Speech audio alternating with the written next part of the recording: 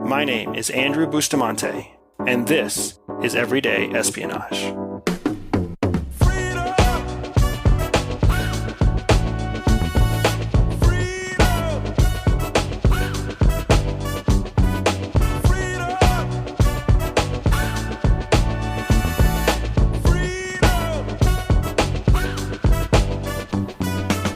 I'm so excited to be in the middle of this briefing sequence where we are digging in to how to dominate information. And a big piece of why I'm so excited to talk about this is because I don't have to talk about this alone. I get a chance to include one of the most respected voices, another former officer that I loved working with in the field, and now I get to love working with every day of our life because she's my wife. So Jihi, welcome back. I'm super excited to have you here for the Team Spy, the first Team Spy briefing that we're having in this information season. I'm happy to be here. Thanks for that very romantic introduction. So I just spent the last 2 episodes introducing folks not only to our rotation, our briefing rotation, which is what we always did when we were on deployment, but also this idea that we can find truth even when we're surrounded by noise, and even when information is thrown at us by information peddlers and people who have a voice but shouldn't have a voice, or have a voice, should have a voice, but then don't necessarily respect the information that they're throwing at us.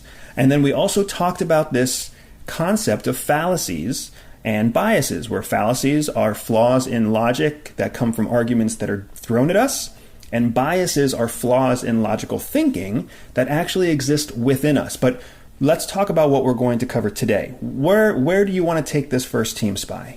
So I wanted to delve into one specific fallacy and one specific bias that correspond to each other. And it's something we see every single day. It's something we experience ourselves every single day. And it's particularly important right now as tons of information is being thrown at us. And in this day and age where lots of divisive information is being thrown at us. In the middle of an election sequence. Exactly. A season where a new president is being chosen, as well as in the middle of a global pandemic. Right. So you have very divided opinions on both sides about everything from the virus to who should be president. And then you also have these parties at play, whether it's slanted media or whether it's foreign intelligence services that are trying to influence us. There's all this information out there, good, bad, ugly, what can be trusted, what can't be trusted, but all of it seems to have some sort of spin, some sort of objective other than just giving us fact. Right. And what everybody's trying to do, what everybody's trying so hard to do, is get to the facts. What's being thrown at us is facts mingled with opinion, mingled with influence, and what we all just want are the facts. Yeah, and you've obviously made a career out of finding facts that were relevant operationally, tangibly, tactically, and strategically. So where should we start right now with this conversation about finding the facts in the overwhelming information? So what I wanted to talk about today was the bandwagon fallacy and the confirmation bias. Oh, those are awesome. Two related, almost cousins. Right. A bias and a fallacy. I love it. Go ahead. So the bandwagon fallacy is when information is given to you and the information is making a conclusion about what they're saying, basically saying, this must be true because many or most people believe it. It's like when you hear a poll and they say, 60% of people prefer this candidate, or, the president has a 40% approval rating. And therefore, the country doesn't want him to be president. Correct. That's an awesome example. So yeah, here we're discussing fallacy, which means an argument that's presented to us from outside. Right. And its primary source of logical support is empirical evidence that we have no idea how it was collected. So it could be a made-up statistic. Right. It could be a small sample size that comes to that conclusion. But essentially the fallacy itself, that bandwagon fallacy, is that my argument must be true because many people seem to think it's true. Right? So it's not based in logic. It's not based in fact. It's based in this connection between perceived volume, if you will. There is more water in that cup than there is in this cup. But where that is something you can see and touch and feel, with the bandwagon fallacy, that fallacy kicks in because information cannot be immediately verified. Right. Just because a lot of people believe something doesn't mean that there's evidence to prove that that is true. I mean, there was a day and age when many people believed the earth was flat, but that can't be used as evidence to prove that the earth is flat. So one of the examples that comes to mind right away is when George W. Bush was elected for the second time. He was an incumbent president with a 48% approval rating going into the election day. Mm-hmm. So here it was where information was telling us that less than half of the country wanted him to be president. Therefore, there was no way he was going to be elected. The same thing happened again with Donald Trump in 2016. But what's interesting to me is the more appropriate comparison is really incumbent president, because that's what everyone's wondering about now. Is the incumbent president going to win the election with a 41% approval rating as of today? And again, where does that rating come from? Who are the people answering the poll? Who are the people leading the polls?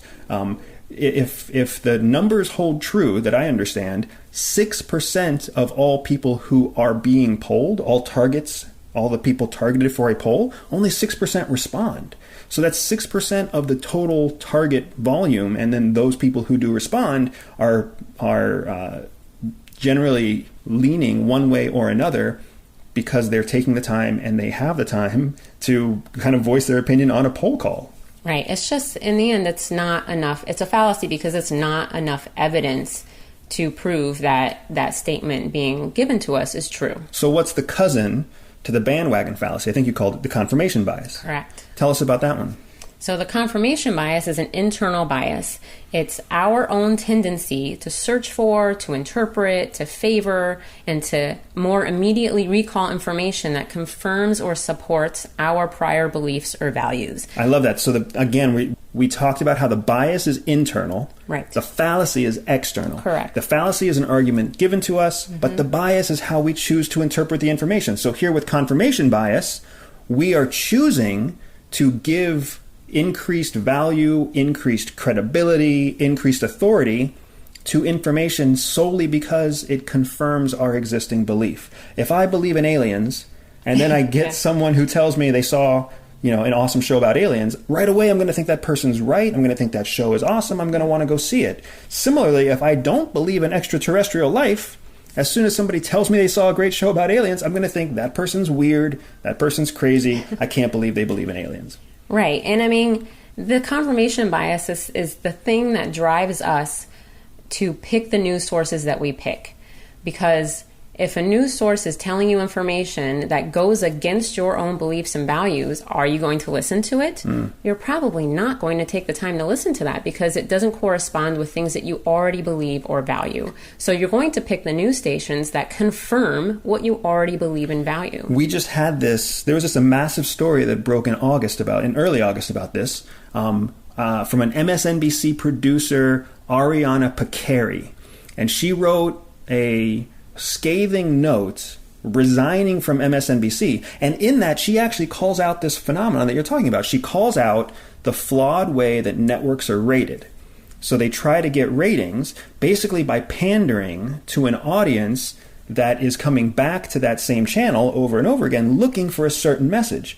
So according to those producers, the producers in that channel, they didn't want to give new information outside of what the audience already expected or believed because that would reduce ratings. So to secure or increase ratings, they just doubled down on the existing set of beliefs. So they started feeding information. MSNBC, according to Ariana Picari, was actually presenting information, presenting news that they knew would foster and support the belief sets of the audience they already had, rather than presenting them with news that was new or informative or engaging or educational that might change the way they think using true fact.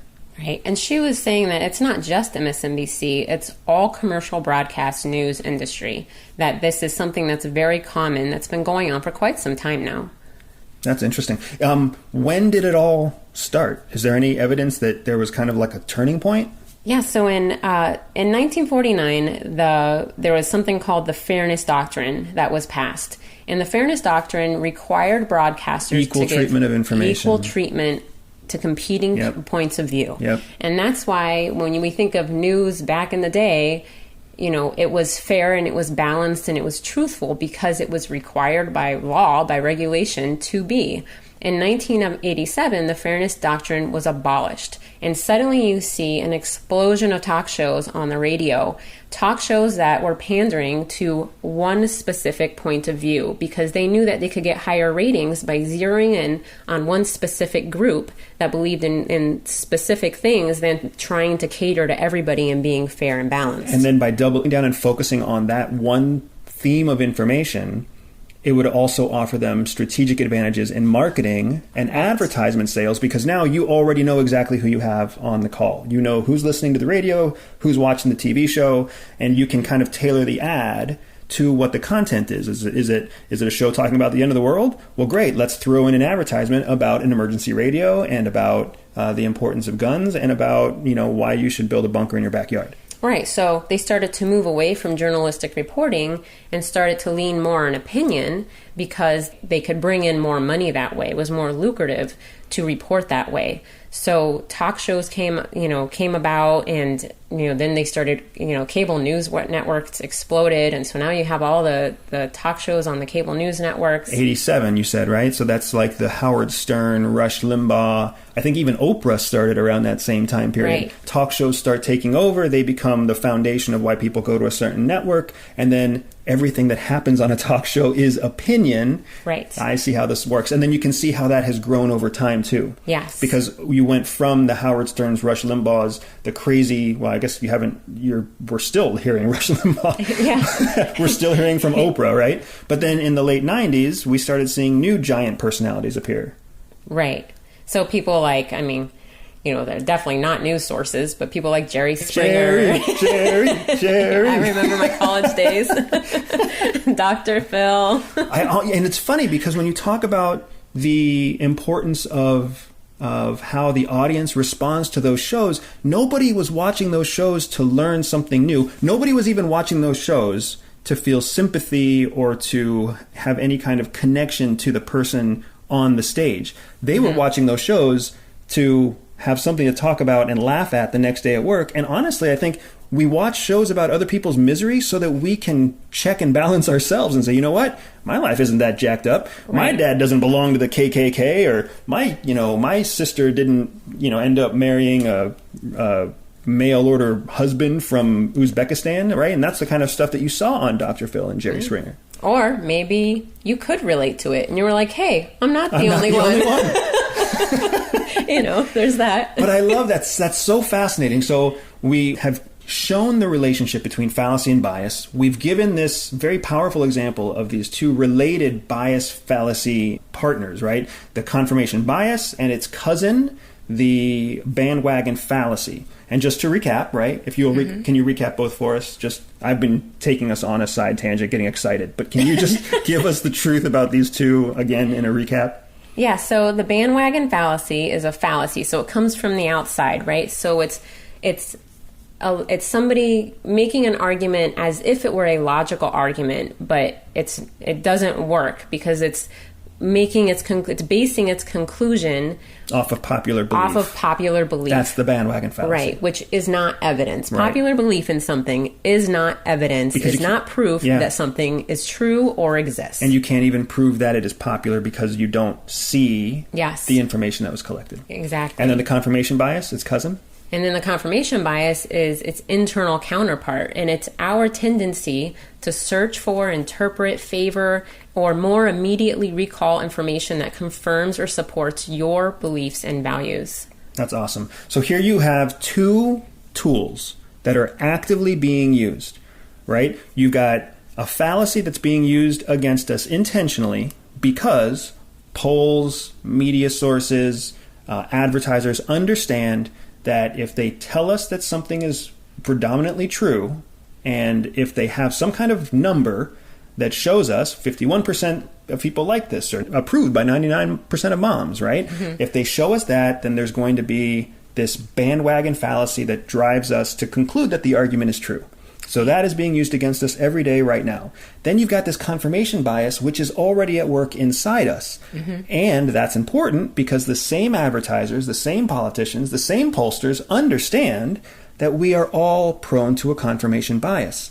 So they structure their advertising, they structure what content they put on what channels. The news even structures what news it shares, because it knows that we will give more credibility and more authority to something that is already in line with how we think, how we believe, how we feel. So both this fallacy and this bias are being actively used against us. And if we understand them, then we're one step closer to mastering information. Right, because once you're aware that the information being given to you is about affirming your own beliefs, they know what their audience is. They know that you are watching and what you believe in. Otherwise, you wouldn't be watching their channel. So because they know that, they give you information to continue affirming your own beliefs. And it's up to you to, number one, be aware of it. And number two, check and balance that. So pick another news station that has opposing viewpoints so you can get at least a balanced viewpoint. Dig into the numbers. Exactly. The research, the source of information behind the poll. Right. Choose a more neutral, factual information source. Change the channel and watch a different show. Turn it off and read a newspaper. But either way, by taking control of the information that's coming in, and then by diversifying your sources so that you can combat that confirmation bias, you can combat or offset the bandwagon fallacy, you are putting yourself in a position where you are one step ahead of everyone else, you are controlling the content that's coming at you, and you are able to objectively assess and reach your own conclusion. And that is everyday espionage. Everyday espionage is dedicated to one thing: educating everyday people. I know that not everyone will listen, but those who listen will learn. If you learned something new today, click subscribe, review, and share the podcast with a friend. Find me on social media at Everyday Spy or on my website, everydayspy.com. If you are up for a special challenge, visit everydayspy.com/operations and join me for an authentic spy training mission. And above all else, remember that knowledge is freedom.